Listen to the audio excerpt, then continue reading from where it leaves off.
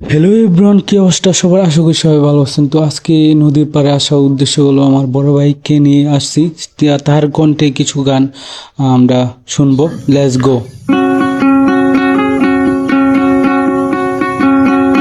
আমার একটা নদী ছিল, জানলো না তো কেউ। এইখানে এক নদী ছিল, জানলো না তো কেউ।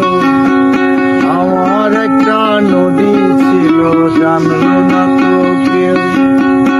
এইখানে এক নদী ছিল, জানলো